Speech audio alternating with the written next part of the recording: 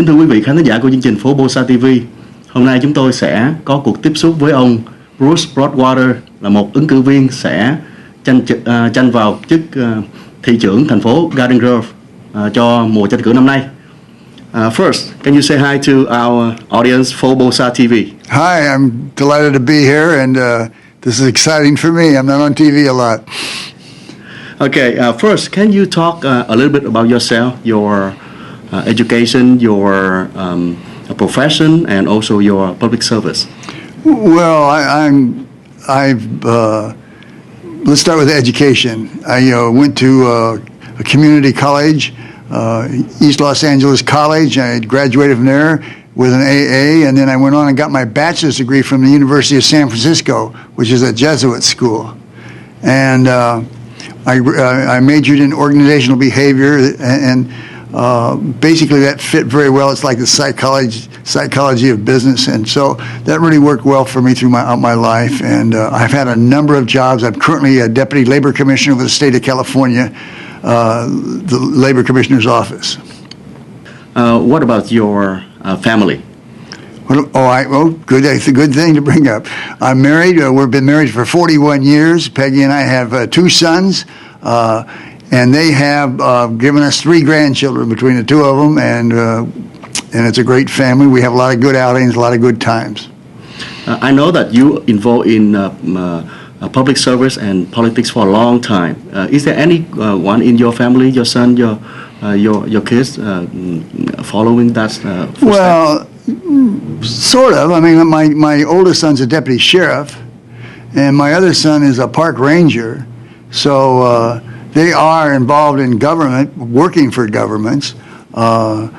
So my one daughter-in-law is a registered nurse with the jail system in Orange County, but my other daughter-in-law, she works in a hospital, which is not anything to do with the government. So not bad. Okay. Let's talk about the race for mayor of Garden Grove City. Can you tell us about the race this year? How many candidates, and how it's going to be running?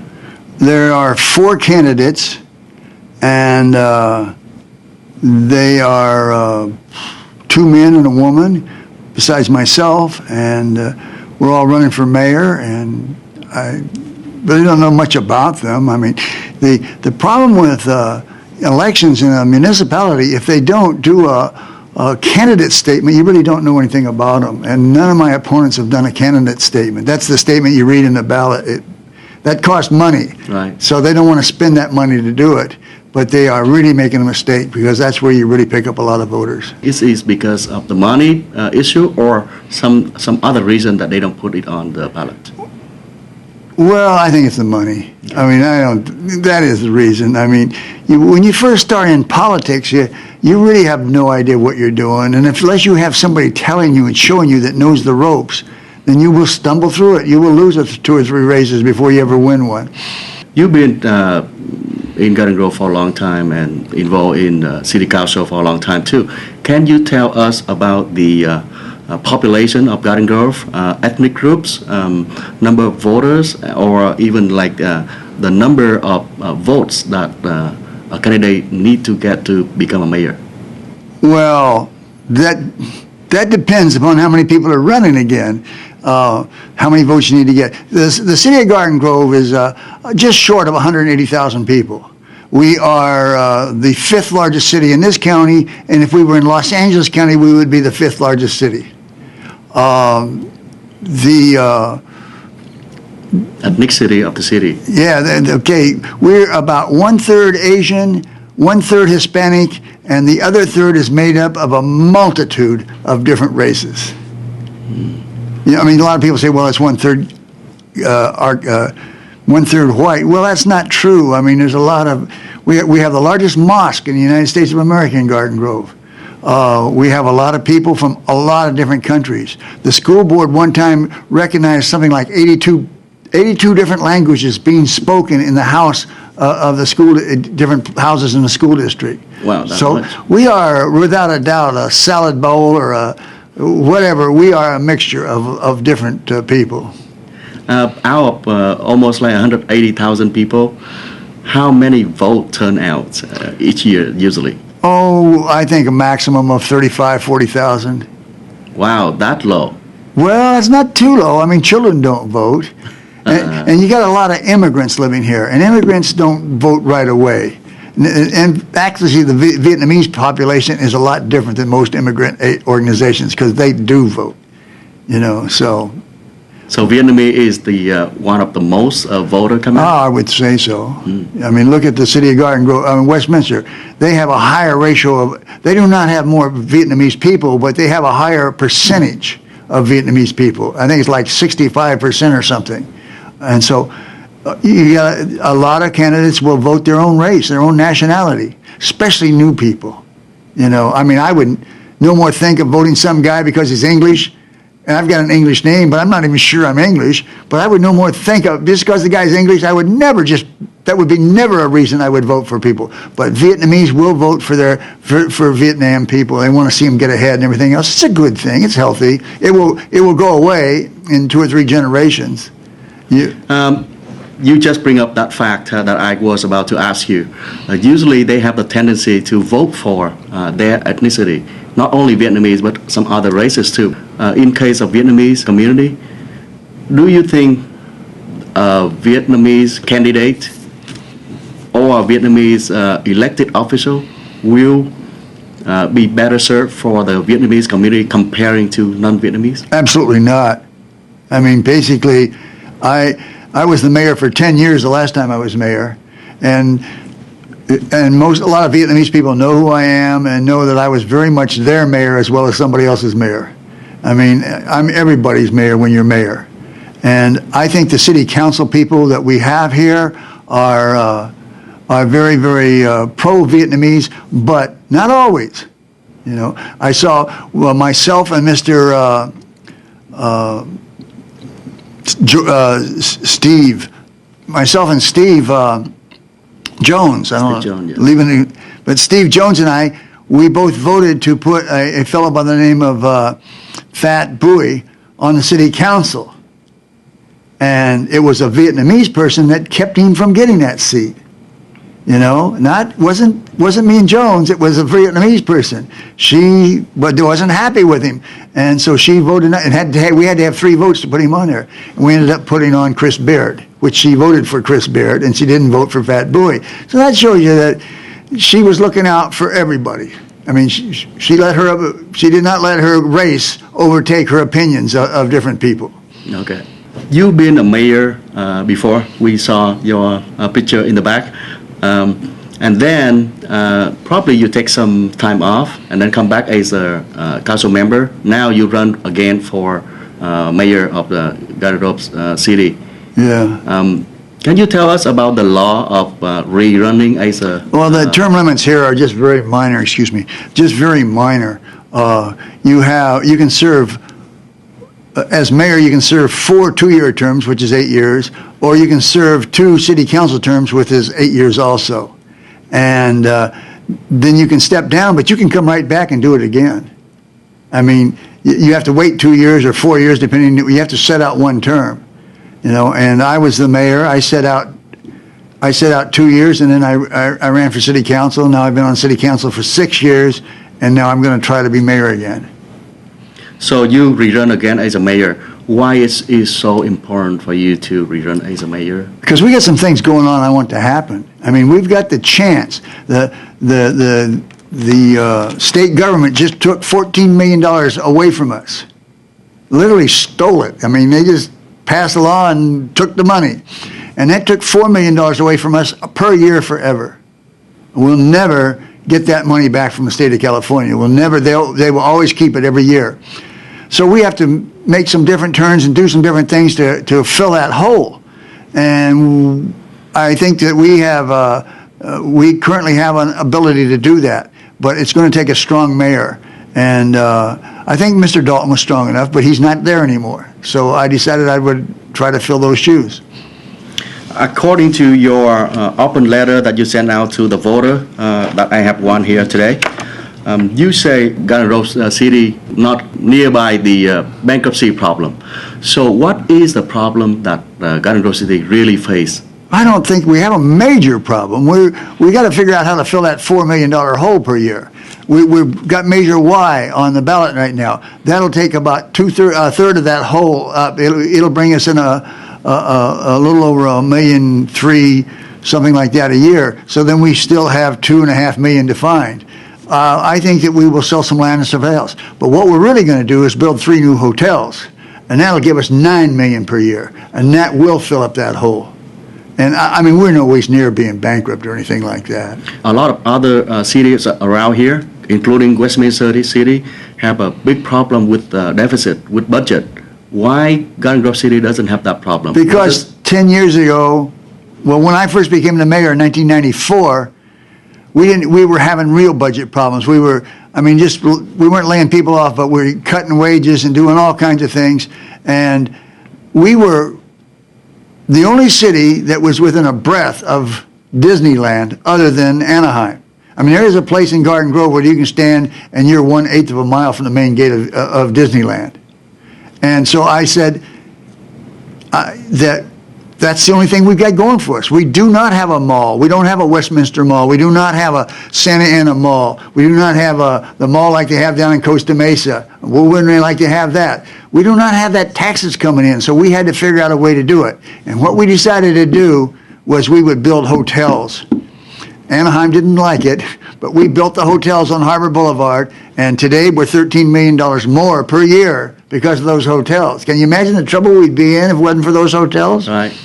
So that's what we're doing, and You tell our audience about the trouble before we have those hotels. Well, we had some real trouble. I mean, Harbor Boulevard was nothing but drugs and prostitution. And the Anaheim, we were the seedy side. We were the lousy side of the tourist industry. I mean, and so we couldn't get rid of them. We took cops up there, and the cops would run them all off, and 5 hours later they'd all be back.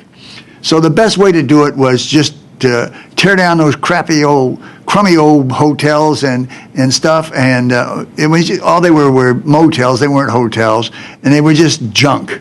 And we got rid of all of them. We got rid of a couple of all-night restaurants, which is another thing that breeds drugs and prostitution. And we got rid of those, and we built 9 new hotels, and it has worked well for us. Some other candidates I already talked to, they said we can do more like making the street more entertainment, like Promenade Street or something. What do you think about that plan, the idea?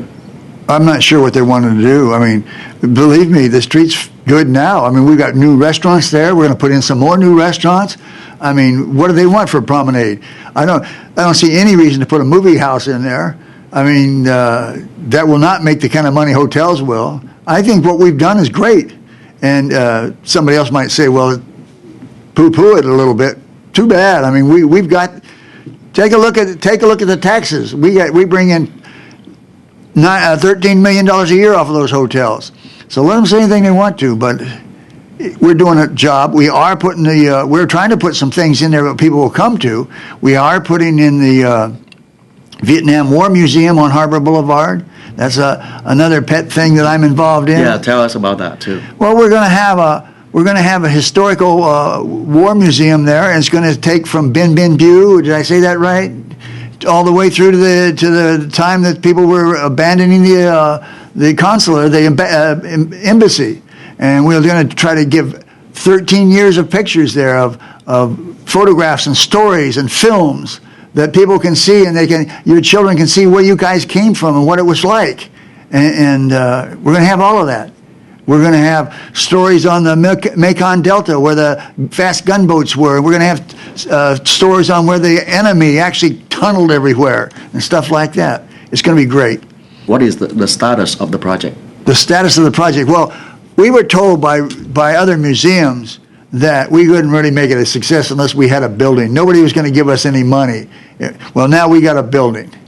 And we have a nice building, and we're overhauling it right now. We're having the drawings done for the museum. As far as the artifacts, that's not a problem. I mean, people are already donating stuff to us. I had a guy donate us a Jeep with all the Vietnamese characters on the bumpers and everything. People are involved in it. You saw the wall that came here this year. That was the museum that put that on. We just wanted to start an idea. We're going to try and do a wall here. We're going to put up I don't know what you would call it, a sign, not a sign, but more than a sign, a monument. Mm-hmm. We're going to put a monument with the 44 boys that got killed from Garden Grove. And then we're going to do some history, and it's going to, I don't know how we're going to do it with the Vietnamese, but we're going to have to do it some way or another. But we're going to do some kind of a genealogy room, and I don't mean to use a individual historical thing. You get all the people that were involved. And with computers and stuff, you can do all that today. Yeah. Where is the fund for that? Who fund for the project? The whole fund, I think we got about $300,000 in the bank right now. Not a lot. That's from city money? No. We've got some gifts coming in and stuff like that. Minor stuff, little stuff. But we're going to be, when this election gets over, we're going to be involved. We have some Vietnamese people that are involved. There's a Vietnamese contingency in Virginia, one in San Jose, one in Australia, that are interested in us putting on shows in those areas and rounding up money. We'll make it happen. Another thing, a few years ago, I heard about the casino projects. Probably your term was there too. What was your opinion? What is the status of the casino project? And that's dead. That's dead. It's not going anywhere. You can never build a casino here. You got too many walls to climb. You have to get okay by the county. You have to get okay by the state and all that stuff. And they're fighting that. They don't want it here. One side saying that is a good way to get money into Garden Grove. The other side said it will bring a lot of problem to Garden Grove. The voters have to approve it. I don't think the voters will ever approve it. I mean, you take the city of Cypress.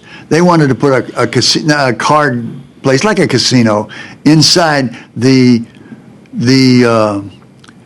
parking lot grounds and stuff of the racetrack on Catilla Avenue. You actually had to drive through Los Alamitos to get there. It didn't even go to Cypress, although the casino would have been in Cypress. And you've already got gambling there because they do gamble on those horses. And the city turned it down. The voters said no, enough. They don't want any more than the racetrack. And what a better place to put it than at the racetrack there. I mean, you already got guys that are gamblers, you know. And I think that, and I notice in all the casinos that I have just had to go through for one reason or another, and especially in Las Vegas and area, Asian people are really involved in gambling. And I don't think that's such a good idea. I mean, I've seen all my life American fathers go out and gamble. I saw it in the Army when I was in the Army. No money at the end. They just lose everything. Gambling's not something that I'm really crazy about. What is the benefit, the salary of the mayor when they serve in the city, as well as for those of the council members? Council members about $400 or $500 a month, and $450, something like that. And I think the mayor's about $600. So it's not really something. Oh no, you can't make a living at it. Right. I mean, this is like any other benefit beside that?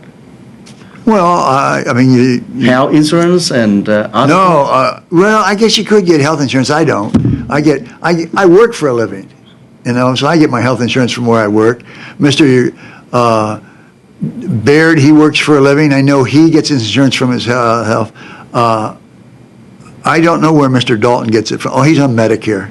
You know, I mean, this is something that you've got to be interested in doing. It's not something you're going to get a lot out of. I'm totally opposed to having higher salaries for officials. I mean, you got to want to do this, and you got to have some time to do it. You know, I mean, basically, you've got a lot of paperwork to read. You've got to go through a lot of different things. You've got to understand how it works, the building codes and all of that. Yeah, you negotiate with the police and the fire. It's not something for somebody that's brand new in life. You know, I mean, I see Chris Van, he's running for city council, you know. He hasn't really even got a good job. I have no idea what he's doing. But he's running. I can give him that credit. it could be a stepping board to being a congressman or a stepping board to being an assemblyman. We've had a number of people in the city council that became assemblymen. I don't think we've had one that became a state senator, though. Assemblyman is about as far as our guys have gotten. Van Tran is a good example. He made it to the assembly, but he couldn't get past it to the Senate. Right. In Westminster City, we heard a lot about some council member receiving more than one source of benefit, and that's what on the news too. Well, you heard of that, and what is your opinion? I don't know what it would be. I mean, we sit on different boards. We sit on the Orange County Transit Authority board, where you get $200 for that. You sit on the Vector Control Board, you get $50 for that. You sit on the Sanitary District, I think you get $100 for that. I have never sat on any other boards, and there's plenty of councilmen to do that. I don't need to do it. Okay, for Garden Grove, what is the potential of Garden Grove? What do you see Garden Grove in the near and far future? Well, our Garden Grove is it's a city that does not have a large industry or anything like that. We're a bedroom city for other cities. Our people live here, but they work other places. I don't think we're ever going to be a great industry or anything else. We are a homebody. I mean, we are a city of homes. We are a city. Take a look at the Vietnamese community that's moved in here and built these gigantic homes on these small lots. They are never going to get the money they put into those buildings out of them. But that's what they want. This is their home. And I think that's great. I don't see Fat Bowie, who's running for council, and he'll never get the money out of that house he built over there on Trask Avenue, but he's happy with it. He goes through and shows you all the stuff and everything that he's got in his house. He built it himself. I mean, he contracted it himself. I'm sure he had a lot of other people build it. But it's a very unique house. Running for city council, Garden Grove or Westminster, never be that expensive as recently. A lot of Vietnamese making the race for city council become more expensive. I think it is. I think that it's a prestige to especially to new immigrants and stuff. I think it's a lot more prestige. I mean, my kids don't think anything of me being the mayor. Oh yeah, Dad's the mayor. But it's different, I guess, if you're brand new and you're Vietnamese. I see what they do. It's amazing the amount of money they spend. But I think that I think they'll enjoy it if they get it. It's fun. It's like a guy that plays golf. I mean, I know a lot of guys that play. They get up in the morning on Saturday morning. Now I sleep in on Saturday morning, but a lot of guys get up at 4 o'clock in the morning, get ready to go play golf all day. I don't understand that, but they do it. They spend a lot of money. They take lessons. They go out and shoot balls during the week and do all kinds of things. It's their hobby. It's what they want to do. And some of them actually get into semi-pro tournaments and stuff, More power to them. I think it's great. In terms of investment, do you think that money putting into the race, they're going to get back in never, one way or the other? They are never going to get that back. They are never going to get that back.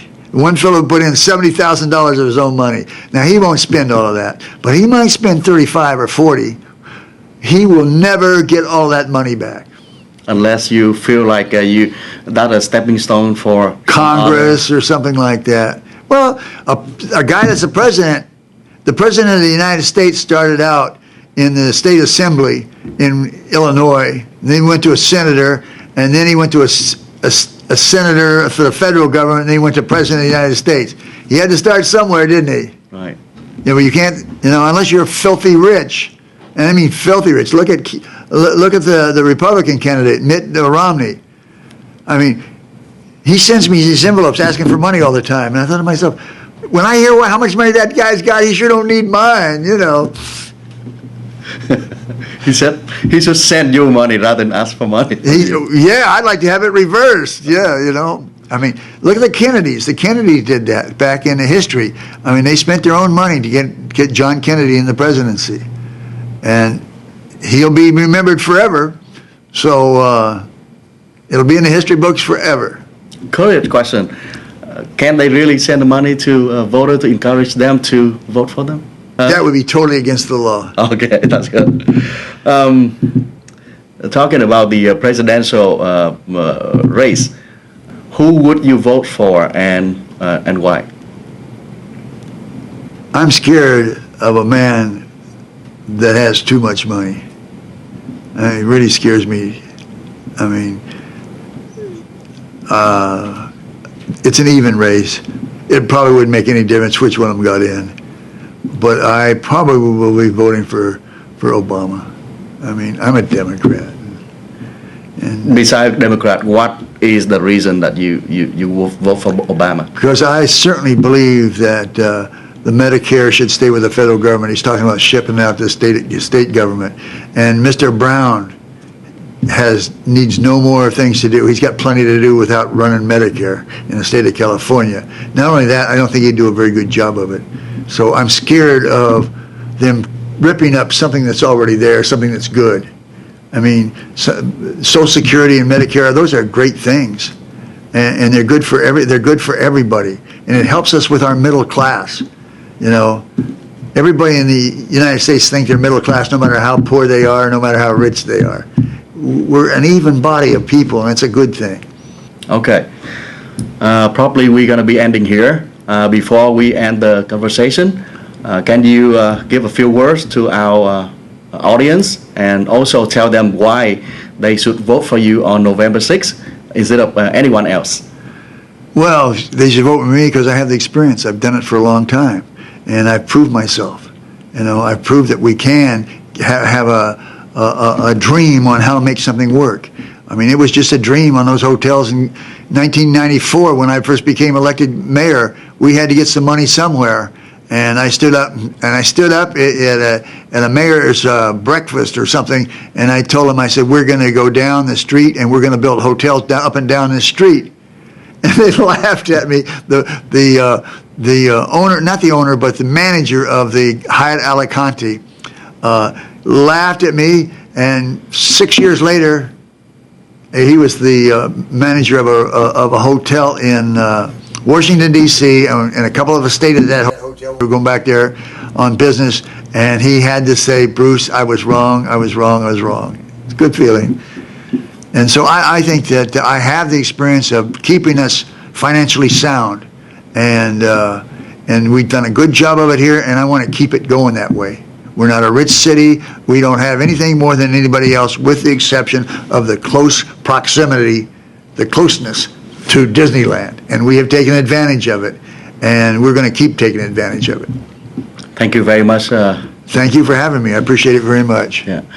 Đó là câu chuyện của chúng tôi với ông Bruce Broadwater, một ứng cử viên của chức vụ thị trưởng thành phố Garden Grove trong ngày bầu cử sắp tới ngày 6 tháng 11. Với những thông tin mà chúng ta nghe từ ông, một lần nữa, quyền quyết định bầu cử cho ai là quyền của từng người cử tri khi chúng ta tìm hiểu từng ứng cử viên. Xin kính chào quý vị khán thính giả của chương trình PhoBolsaTV.